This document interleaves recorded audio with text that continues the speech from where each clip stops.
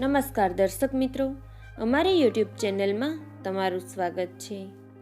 દ્રૌપદીના 5 અદ્ભુત રહસ્યો જે લગભગ 90% લોકો નહીં જાણતા હોય. તો ચાલો જાણીએ આ વિડીયોમાં. દ્રૌપદી પંચાલ દેશના રાજા દ્રુપદની પુત્રી હતી.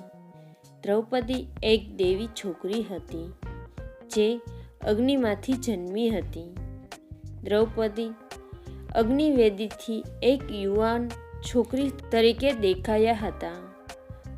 કુરુ રાજવંશનો નાશ કરવા રાજા દ્રુપદે યજ્ઞ કરીને દ્રૌપદીનું નિર્માણ કર્યું હતું. રાજા દ્રુપદ દ્રોણાચાર્યને આશ્રય આપનાર કુરુ રાજવંશ પર વેર લેવા માગતા હતા. દ્રૌપદીને પંચકન્યા માનવામાં આવે છે. પંચકન્યા એ પોતાની ઈચ્છાથી કૌમાર્ય પાછી મેળવી શકે છે. દ્રૌપદી પાસે 5 પતિ હતા, પરંતુ તે મહત્તમ 14 પતિની પત્ની પણ બની શકે છે. આગળના જન્મોમાં દ્રૌપદી રાજા નાલ અને તેની પત્ની દમયંતીની પુત્રી હતી.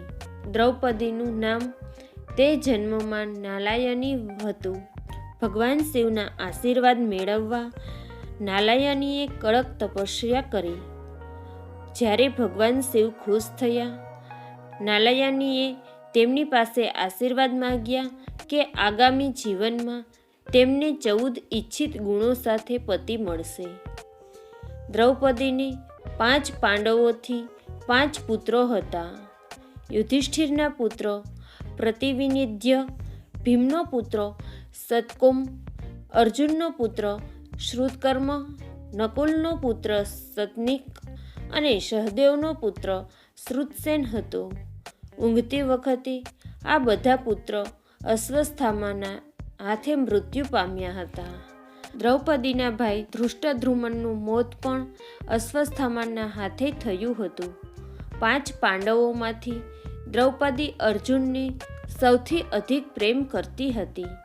અર્જુનને સ્વયંવરમાં દ્રૌપદી પર વિજય મેળવ્યો હતો, પરંતુ મહાબલી પાંડવોમાં દ્રૌપદીને સૌથી વધારે પ્રેમ કરનારા ભીમ હતા. દ્રૌપદી એ વાતથી દુઃખી હતા કે અર્જુન તેમની અન્ય પત્નીઓ સુભદ્રા, ઉલુપી, ચિત્રાગદા સાથે સંવનન કરવામાં વ્યસ્ત હતો. આ પૈકી ભીમ એક માણસ હતો જે દ્રૌપદીને ખૂબ જ પ્રેમ કરતો હતો, જે તેણે ઘણી રીતે પ્રદર્શિત પણ કર્યો હતો. દક્ષિણ ભારતમાં કેટલાક રાજ્યોમાં દ્રૌપદીની પૂજા કરવામાં આવે છે. તમિલનાડુ, કર્ણાટક અને આંધ્રપ્રદેશમાં દ્રૌપદીના 400 કરતાં વધુ મંદિરો છે. આ ઉપરાંત શ્રીલંકા, મલેશિયા, મોરિશિયસ, દક્ષિણ આફ્રિકામાં પણ દ્રૌપદીના ભક્તો છે. આ લોકો દ્રૌપદીને મા કાલીના અવતાર માને છે અને તેને દ્રૌપદી અમાન કહે છે.